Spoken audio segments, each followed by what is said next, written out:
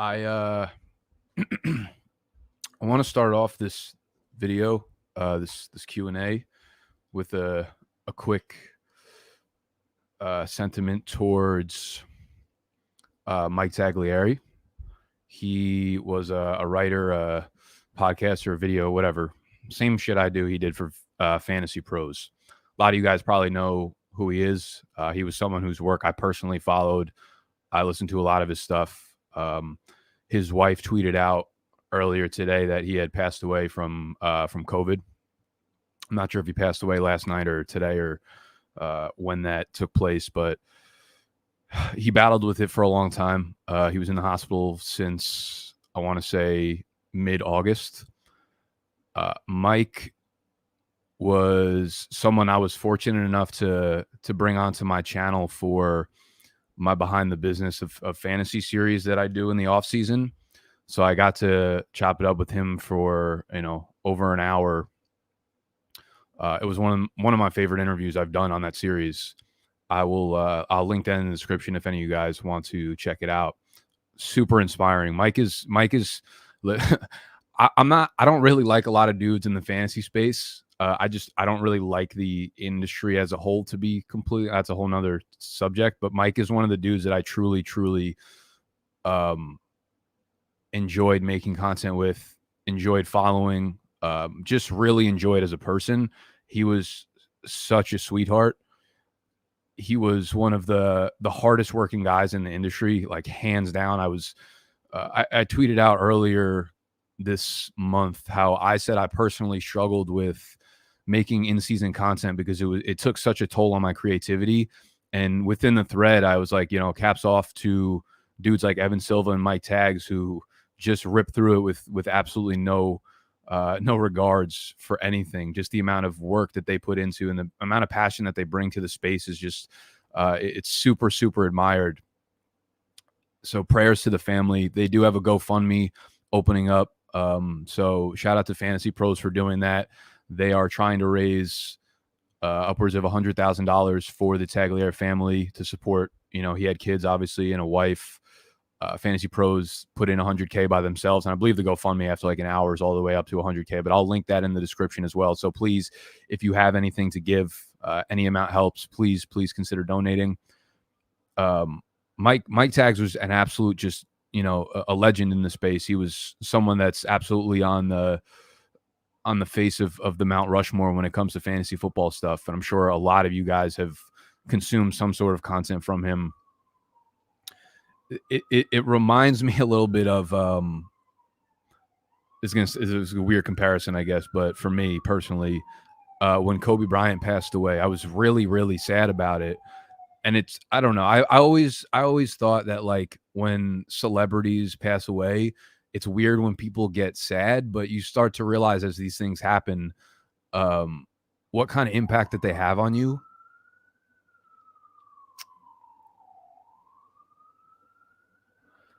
For Kobe, it was like, sorry. Kobe was like one of the first dudes that put hard work on a pedestal, like he doesn't glamorize fame and fortune. He glamorized hard work, man. And like showing people what it took to get to places. And that always rubbed off on me. That always inspired me. And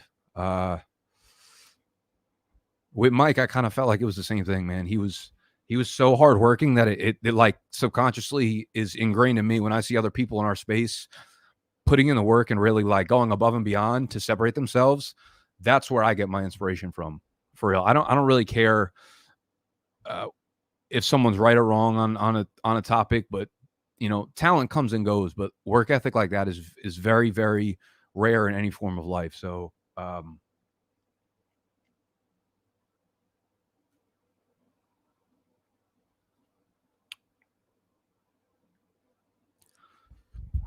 sorry to start this video off like this.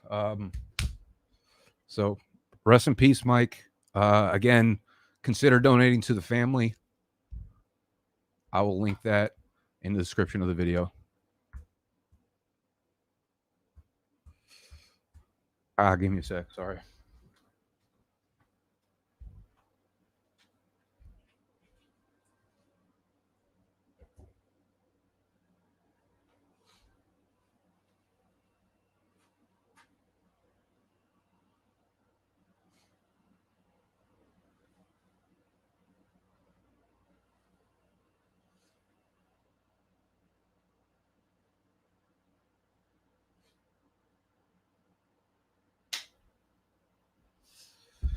Okay, we are bike. I promise. Let's talk some fantasy. It's gonna be a little hard to do so, but we're gonna do it. All right.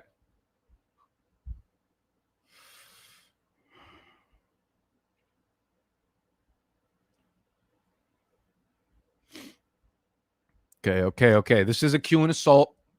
Y'all get to assault me with any questions you might have for your fantasy lineups. Week 3, any trades, any targets, anything y'all got. I swear I'm not that emotional anymore, but the lights are straight onto my eyeballs, so it looks like I'm still crying. I'm not crying. You're fucking crying. I'm crying. Kanye Ron, what's good? What's the latest on Amari Cooper? Should I go with him or Devonta Smith? So with Amari Cooper, what I've gathered is that it's very much just a pain tolerance thing, and he's been practicing for the most part. So he should be realistically all systems go. I think Devonta Smith is a good start this week, but I would probably lean with Cooper here. Good matchup, good player. The offense is just something I want pieces of. I can understand, though, it is, again, it's something that they got to play with through a cracked rib, and that's very painful, and it takes like 4 or 5, 6 weeks to heal. I actually cracked my shit up in high school. I remember I was out for like 2 years, but these dudes are built different, obviously. I would probably give the slight lean to Cooper.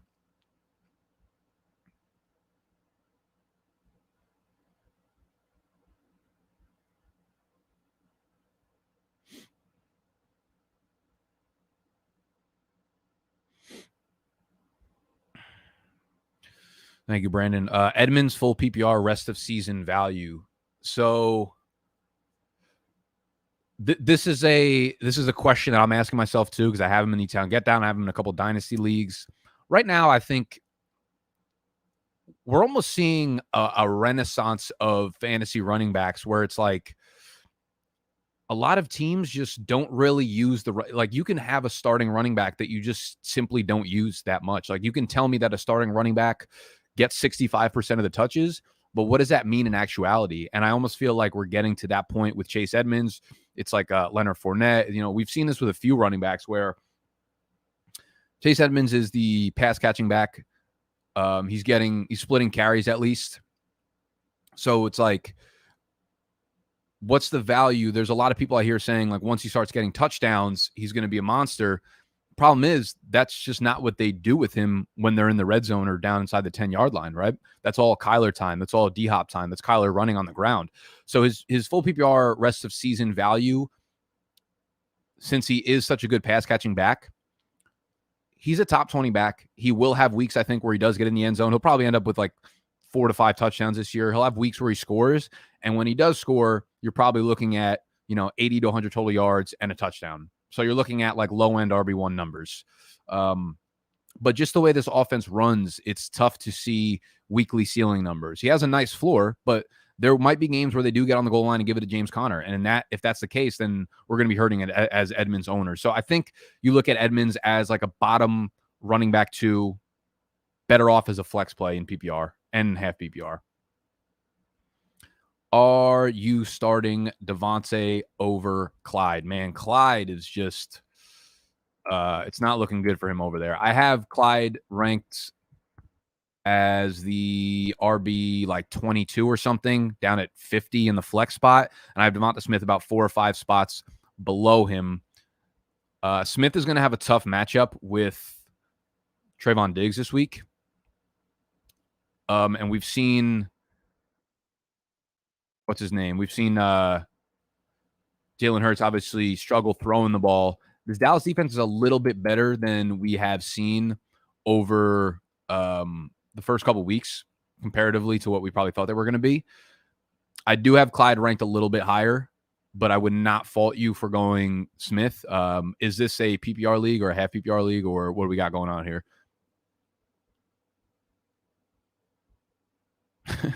Tags everything in fantasy that Bobby wasn't. Facts. Can you talk about your thought process on Saquon versus Tyson versus Trey Sermon players matchups opportunity? I know your rankings want to know the thoughts. All right. So believe it or not, I actually think Trey Sermon might have the highest upside of these three. If we're looking at my rankings, you're obviously going to see Saquon Barkley ranked number 1. Out of these guys, I have him as the number 10 overall running back. The matchup is just phenomenal. We saw last week him get 85% of the touches, or 85% of the snaps in the running back group. So 10 days rest, playing Atlanta, wonderful matchup. My question again for the upside, you can say he has upside because he's athletic and he's got breakaway speed. The upside comes when it comes to fantasy is touchdowns. Man, upside is touchdowns. Upside is passing work. We don't really know where he stands with that. If they do give any of those opportunities to running backs, it's going to go to Saquon. So that's why I have him ranked at number 10. I think he's back to close to a full-time player, and he's Saquon Barkley. That being said, I have Trey Sermon. Assuming Elijah Mitchell doesn't play, my rankings are updated with news relevant to as much as we know at this point. Unless something new breaks on Twitter, let me know in the comment section or the chat, obviously. Trey Sermon's my RB18. Tyson Williams is my RB23. I do like Tyson Williams. He's an RB2 for me. Again, he doesn't really catch passes, and who knows what week it's going to be when they just decide to continue, like, split the carries in half, right? When Tyson Williams gets 10 carries, Latavius Murray just randomly gets like 12 carries plus the goal line. So I think he becomes a little bit riskier.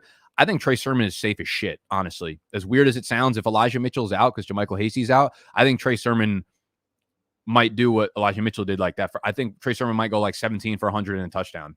This is a Green Bay running back or a Green Bay defense that isn't necessarily great against running backs. We know that. Let me check some of the actual rankings right now. Packers bottom, what are they? They've actually been okay. If they had let up any ground touchdowns, they'd probably be inside the bottom 10 or bottom 8 there, but they're not a great run defense. So it makes me hype on Trey Sermon. So out of those three, I mean, I'm definitely going Saquon and Trey Sermon there, assuming Elijah Mitchell's out. Chris, I just traded. Also, for those of you guys that are watching afterwards, if you stayed through me crying and shit, you can sign up to be a Big Dog member to get into these Q&Assaults on BDGE.store. BDGE.store/community will get you signed up for Q&A. You'll get my weekly rankings, so you don't have to stick around for these Q&A because my rankings will be right there for you. So BDGE.store/community. I just traded Jamar Chase for Javonte Williams and Mooney. Like it. I was desperate for running back help, full PPR. Yeah, at this point in the season, I would probably take over Javonte Williams straight up, but I do always value running backs over wide receivers, just when we're talking about tit for tat. Mooney's okay. I don't know how many weeks out of the year I'm actually going to be confident to start him in my lineup, but there's definitely upside now that Justin Fields is going to be their full-time starter. So I don't hate it. I think it's a fair trade. Obviously, a lot of that's just going to depend on what Javonte Williams works his way into. As much as I have been touting him as a trade target this week, I still think we're probably a couple weeks off from Javonte Williams really being like an impact player, being able to put him into your lineups, all that. But I like what we've seen thus far. He's been more productive other than the one breakaway touchdown run for Melvin Gordon. So if you're not really using Jamar Chase, then this is probably a good trade for you. Start 2, CEH, Sermon, and Damian Harris. Wow, that's really, really close for me. I believe I have Sermon at, wow, you really hit this one. I have Sermon as the 18, again, assuming Elijah Mitchell doesn't play. I love him this week against Green Bay. I have Harris at 20, Clyde Edwards-Helaire at 21. So it's pretty much a coin flip. They're going to lean on Harris pretty heavily. Again, he's not going to catch passes, but CEH doesn't really catch passes either. I want to say, hold on, let me look into something real quick. We might have some injuries on the Chargers front that could be good for Clyde Edwards-Helaire. So Joey Bosa missed practice both Wednesday and Thursday. He's questionable for week 3. There's a really good chance that Joey Bosa doesn't end up playing, which is obviously a downgrade for their defense. That can make That can make Clyde a little bit better. I do have Damian Harris ranked a little bit higher in the rankings. They are basically the same tier, same player-ish for me. I'd say Clyde has more upside. So if you want to lean with Clyde based on the Joey Bosa news, I wouldn't fault you for that at all. New Orleans Saints, how they been doing against the run overall this year when it comes to fantasy running backs? They are pretty bottom of the barrel as usual. Well, not bottom of the barrel, good. They are 23rd in terms of fantasy points allowed to running backs. Only allowed 8 receptions to the running back position. Have allowed just 124 rushing yards, which is number 8 in the NFL. 46 for 124. Let me check that out. They've always been a really, not always, but like recent years, they've always been a super stout. Wow. They are allowing just, did I do this correctly?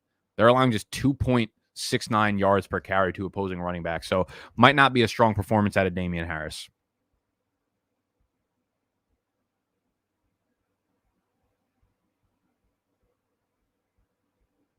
We got a lot of questions today. I'll try to rip through these quickly for you guys. And if anyone wants to timestamp these afterwards, you would be a fucking animal. Got Mooney or Sermon for my flex standard. Definitely Sermon for me. Full PPR, give my A-Rob plus James White for Julio. I'm going to be honest. I'm probably going to hold on to A-Rob just to see what he looks like with Justin Fields now. I think A-Rob and Julio are very similar players right now in terms of value for fantasy. So it's kind of a lateral move for me, and we haven't seen the upside of A-Rob yet. So I think we can chill with that. Kenyon Drake or Darius Slayton half PPR? Oh, boy. Do we have any updated news on Kenny Golladay yet? I think I'm probably going with Kenyon Drake regardless, but might make it a little more interesting. Golladay was a limited participant all week, dealing with the same hip that bothered him in 2020. Probably end up playing. If that's the case, I'm definitely going to go with Drake there, Zach. If Golladay is out, do I start Shepard or Mike Evans? Oh, great question. Damn, what are we looking at, Owen, in terms of scoring settings? If it's full PPR, I honestly think I'd go with Shepard. They have a very tough, well, at least Mike Evans is probably going to have a really tough matchup against Jalen Ramsey. Let me see if they have any shadow history of Ramsey on Mike Evans going back to last year. Yes, we did. We can look back to week 11 of last year, and Jalen Ramsey shadowed Mike Evans for 75% of the routes. He had 7 targets, 4 for 40. So, yeah, this is going to be a tough matchup for Evans. He is obviously probably going to be without Antonio Brown for this week. Maybe more targets, but crazy. Full PPR, I'll go with Shepard. Half PPR, I might even lean Shepard too. Standard, I'm going to go with Evans, though. Am I crazy wanting to start Emmanuel Sanders over Waddle and Myers? Over Myers, no. Over Waddle. Josh Allen has got to break through one of these days, and Emmanuel Sanders is just running so many fucking routes, and he's being targeted enough. He's got a pretty high target share. I want to say it's up at like 18 to 19% right now. Washington has not been as good of a defense as we kind of expected over the first couple of weeks of the season. So, no, I don't think you're crazy whatsoever, especially with Jacoby Brissett back there. I would say, depending on what you're looking for, upside or floor, I probably like Sanders a little bit more floor. I think Waddle probably provides a little upside, given the fact that Jacoby Brissett's in there. He's not going to take a lot of shots downfield, but Will Fuller is also bike in the lineup. Therefore, yeah, no, I don't think you're crazy. I think Sanders and Waddle are definitely similar in the rankings for me. Would you trade Demont for Gibson, assuming both can you produce similar numbers this week? Half PPR, 12 team. That's really close for me. I'd probably take Gibson. I still think Gibson's a better player. Is Fields a start for you? Where do you have him ranked this week? I have Wilson, Lawrence, and Fields. I feel like he is the start. Do you mean like... I mean, Justin Fields is without a doubt startable. Are you talking about Wilson as in like Zach Wilson? Talking about Zach Wilson, yeah, I mean, he's definitely startable over him. I have Justin Fields as the quarterback 17, and I have Trevor Lawrence as the quarterback 21. Probably going to move Lawrence above Ben Roethlisberger, though, with the chest injury and Deontay Johnson not playing. So I have Fields ranked slightly higher than Trevor Lawrence, because I think Fields has a really good chance of pulling off like a Jalen Hurts type week, where maybe he's not, 200 yards, maybe a touchdown, an interception, 2 touchdowns, interception, but like 60 yards on the ground or something. Are we looking to trade C-Mac? Now, supposedly the injury is not too concerning. He'll be back in a couple weeks. I might actually try to, after this week, see if I could flip somebody for C-Mac, maybe like Dalvin Cook for C-Mac, and see if that works. But no, I wouldn't be looking to try to trade C-Mac. Mike Davis or Melvin Gordon, half PPR at flex. Ew, that's ugly. That's ugly. Fuck. You put my mind in a blender here. I would love not to play either of those guys. I will probably lean towards...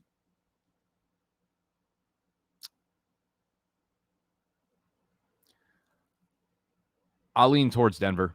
Their game plan's got to be to just attack on the ground and attack on the ground and attack on the ground. By Denver, I obviously mean Melvin Gordon. Honest thoughts about Naji Harris for the rest of the season? Man. I like that you put honest thoughts as if I was just going to lie to you. So, the Steelers offense, not very fucking encouraging, obviously. Tough offense to buy into right now. I do think that Naji Harris is going to be involved enough in the passing game that I don't want to give... Listen, he's pretty much what we thought he was going to be. I said he didn't have the ceiling of like a top 5 fantasy running back, but I don't think he has a floor outside the top 12 to 15. And I think that's still the case, but it's probably looking like it's going to end up closer to the floor than the ceiling, instead of RB8, probably going to be like RB13 or some shit. Their schedule is pretty nice. They get the Bengals, they get the Packers. In the middle of the season, they get the Lions, Chargers, and to end the year, they get the Vikings, the Titans, and the Chiefs in weeks 14, 15, 16 around the fantasy playoffs. And then the Browns are a pretty good defense. So I think the schedule lightens up. I think he has some good games. Obviously, this is a wildly inefficient ground game. Hopefully they pull it together. Usually what you see from good coaching staffs, usually what you see from good teams is the progression of units like the offensive line. Like, it's a reason that you see at the end of the year, every year, the Ravens, the Patriots, these teams always finish the year maybe a little bit sloppy up front, but their offensive line, their offense always gets clicking towards the end of the year because good coaching tends to put the right players in the right spots to perform, and they have schematic shifts. They have these different philosophies that they're okay moving towards when they realize 6 weeks into the season that, this is better for the offensive line. This is better for this player. This position is better, etc. And the Steelers are a good franchise. So I assume they're going to get their shit together. They'll be better on the ground as they progress. So he's a low-end RB1, high-end RB2, pretty much where you drafted him. Nick, who should I start for my flex spot this week? Chase Edmonds, Jamar Chase, or Tyson? Full PPR. Full PPR, I like... Do we have... let me see what we got updates here on...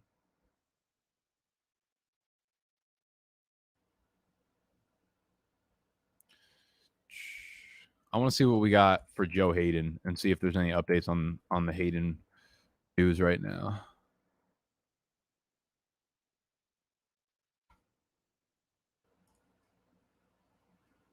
Steelers will be getting back Devin Bush and Joe Hayden this Sunday. Full go. Okay. So it's a little bit of a hit at the passing offense, but what's his name?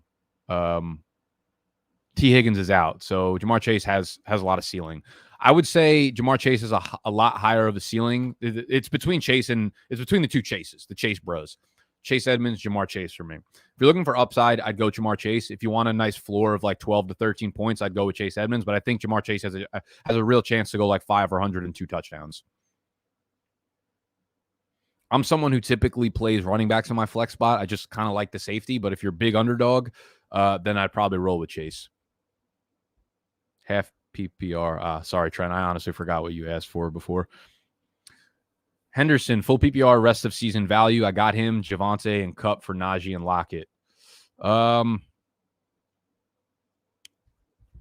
don't hate the trade for you. I mean, Kupp and Lockett seem like a wash. I'd actually almost definitely take Kupp over Lockett rest of season. I think things will eventually start to shift towards DK Metcalf, and I don't see that happening with Robert Woods. So I like the trade for Kupp, and then you're asking yourself Henderson and Javonte versus Naji. I would have taken Naji there straight up probably over those two because he's going to be the workhorse there regardless. And now I feel like with Darrell Henderson's injury, he kind of proved to them what they thought to start, that he wasn't like a workhorse or someone that could take over as a workhorse. So I think you kind of got two running back by committee backs, but you've got upside. I think if Henderson does come back and take over the starting role again, see what he did in the first 2 weeks, and Javonte, if he comes as the top guy, then yeah, you should be okay there.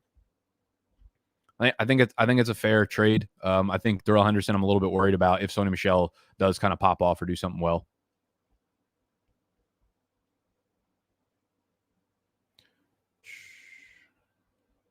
Full PPR, start 2, Sermon, Singletary, Tim Patrick, Latavius Murray. I know it's rough. I got so many injuries. Well, luckily for you, I personally think Sermon's a fantastic start this week. And then you have Tim Patrick against the Jets. Latavius Murray's not going to be in my lineup for a full PPR. And you have Singletary, who's been a little bit better than we had expected. They're going against Washington front, which is tough. Sermon is a start for me for sure. I think I'm going to go with Tim Patrick there, man. I like Tim Patrick. He always performs. He's the clear number 2. He's running as many routes as Courtland Sutton is. They got a nice matchup against the Jets, who get absolutely no pressure. So Tim Patrick down the field as a possession guy seems to benefit from that. So FF Reach, I'm gonna run with Sermon and Tim Patrick there. With an IR spot, would you grab Jeff Wilson and stash? Yes, absolutely. He'll be bike soon. Edmonds or CEH rest of season full PPR? Ugh. Let me check something out real quick.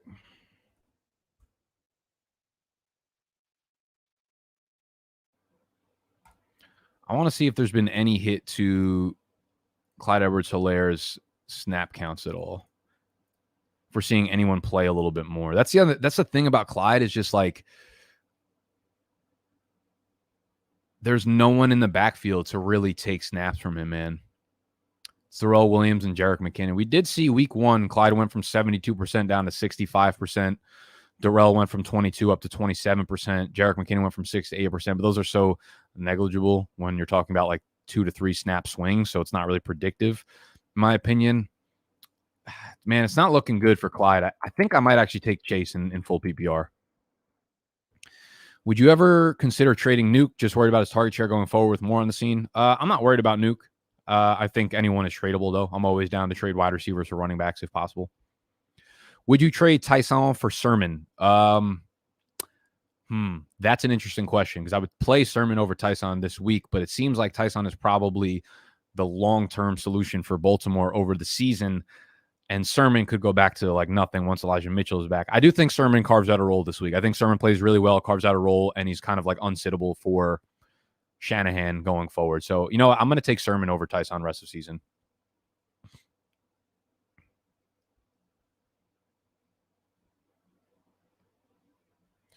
Okay.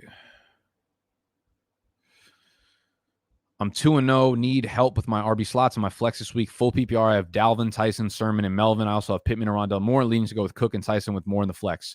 So yeah, I mean, if you've caught the drift, I'm gonna if what's his face, Trey Sermon doesn't absolutely pop off, I'm gonna absolutely sink teams this week. I will be more devastating to teams than the fucking iceberg was the Titanic. I'm going to sink y'all. I would be playing Dalvin obviously if he goes, and Sermon as my RB2.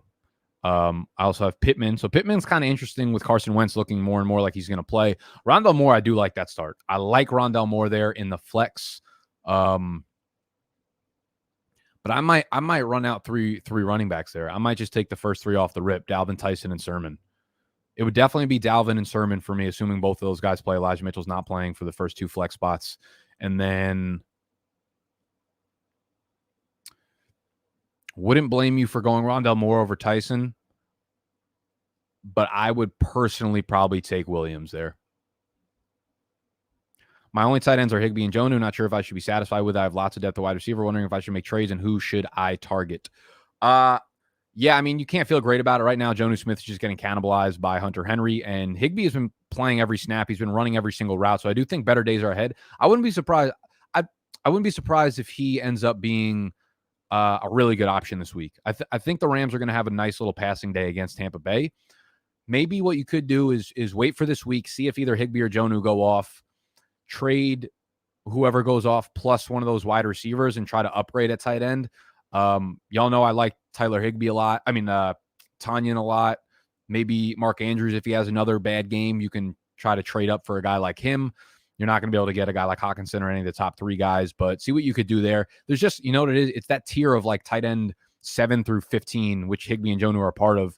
It almost makes no sense to try to trade up for him. So I would say maybe target Tonyan or Andrews if you could package one of these guys. We're going to go quickly through these. Choose one: James Robinson, Leonard Fournette, Mike Davis, half PPR. I always say I want to go quickly, and then I'm like, let me look at a few things. I have, what do we have here? James Robinson, Leonard Fournette, Mike Davis. So I have James Robinson at 26. I have Mike Davis at 29, and I have Fournette down at 35. So I will go with Mike Davis there. I will go with James Robinson there.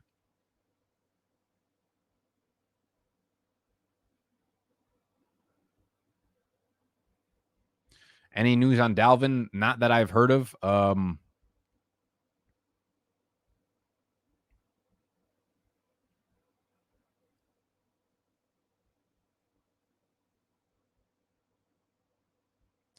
Not that I've heard of, but he didn't practice at all this week, but he could play and suit up, which I don't know. It's kind of 50-50 on that right now. I have Zeke and James Robinson, RB 1 and 2. Melvin Gordon on my flex. I have Pollard and Devonta Smith on my bench. Should I start them at RB 2 and flex? Can we get some scoring situations? Because I would play Devonta Smith over Melvin Gordon. I like Smith to have a nice bounce back this week. I would play Smith over Melvin Gordon. I probably wouldn't play Pollard over. Let's see where I have these guys. So I've got Smith over Gordon for sure. But Pollard's below both of them. So I would move Devonta Smith into there somehow.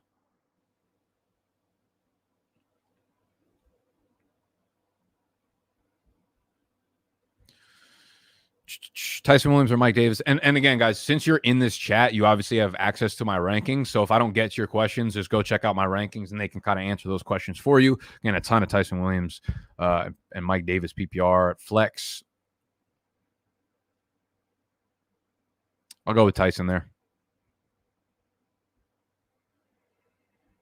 Range. Hold up. My doorbell's ringing. BRBs.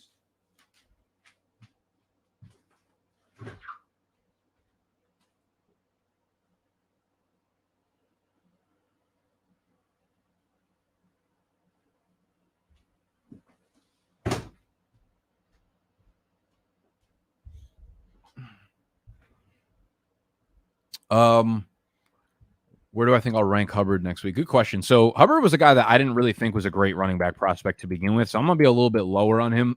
You could see it in a few of the plays, like a few of the plays where he had the outside completely open to him and Christian McCaffrey breaks it and hits the outside and turns it into a 12-yard gain where Chuba ends up getting tackled for like a 1-yard gain. I think that's the difference. Chuba was labeled as like this dude who had like elite breakaway speed, ends up running like a 4.5 undersized. So not a very impressive prospect when it comes to that stuff. Next week, he plays against the Cowboys. The Cowboys have actually been pretty fucking stingy against the run so far this year. They don't let up anything against Tampa Bay week 1. Austin Eckler was a little bit hampered. So I don't know if you can really count that. Actually, Austin Eckler had a pretty big day. He just didn't get into the end zone. Chuba will probably end up being in like the RB 18 to 22 range, if I had to guess. Maybe like 16. Fuck, why are you ringing again, bro? Give me a sec.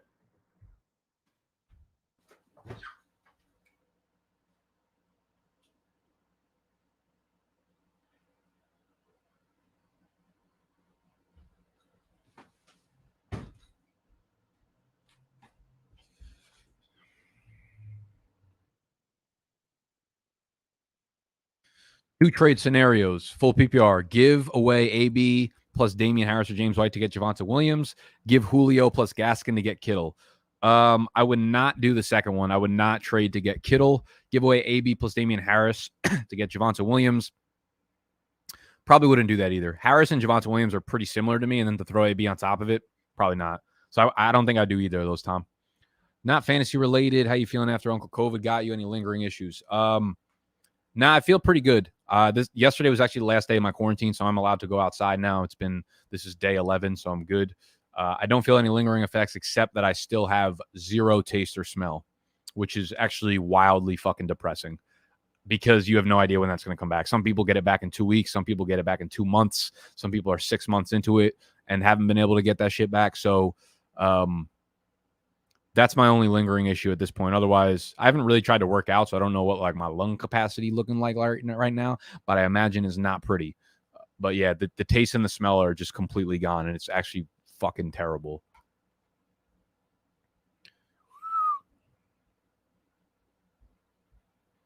Trade Tyson for Javonte. Yeah, I would definitely take Javonte in that situation. Thought process behind Herbert over Hurts this week. Bro, I think Herbert's going to go absolutely fucking nuts. I mean, just first of all, the Chiefs and the Chargers should be an absolutely dynamite scoring mess. Herbert's gotten a lot of unlucky things just happen to him, where he's not scoring in the red zone, unlucky picks, shit like that. I think this is the week where he fucking blasts off and he throws for 3 to 4 touchdowns, 300+ yards. O-line is playing good. They're passing the ball at such a high rate right now. The pace is good. Like I really, really like Herbert this week. Got offered Russell Wilson, Kamara, and DK for Kupp and Zeke full PPR. I feel like Kamara side no brainer. Other backs for Carson head. Interesting. Very interesting. Yeah, I like that you get the Russ DK stack. I would take that, Brandon. Freiermuth or Doyle this week. Wentz is starting, I think. Yeah, that's an interesting play. Freiermuth, I don't think is going to have a lot of volume. I think Doyle has a chance of having volume. So if it's, yeah, I'd probably go Doyle there. Marvin Jones, Devonta Smith, or James Robinson this week, full PPR. Ooh, it's really close between Jones and Devonta Smith. Very close. Damn, you know that dud game from Marvin Jones is fucking coming. You know it is. I'm still going to lean Marvin Jones, though, there, Liam. Time to try Pine. Stop it. The only thing that would make me taste is this, and it would make it taste like shit. Had the Rona in August. Taste came back around 2 weeks. Smell took longer. Glad you are feeling better. Yeah, that seems to be the sentiment, like 2 to 4 weeks, basically. I feel like at this point, I don't give a fuck about the smell. I just want the taste back. Like, it's so It's like I drank a Diet Coke yesterday and I felt like I was drinking air. When you're drinking bacon, when you're eating bacon, you're just eating like a shitty chip. It's terrible. Lance or Tannehill and Marvin Jones, Superflex best ball.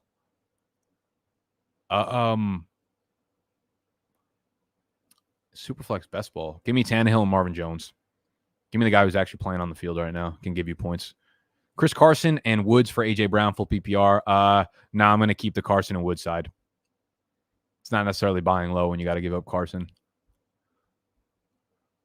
All right, y'all. That's going to wrap up the stream. Again, I hope I got to all your questions. If I didn't, as always, you can just check the rankings, which are up on bdge.store/community. If you're a member, just go to the community dropdown and you'll see the weekly rankings tag that you can go straight to. Got everything on there. You can sign up, bdge.store/community.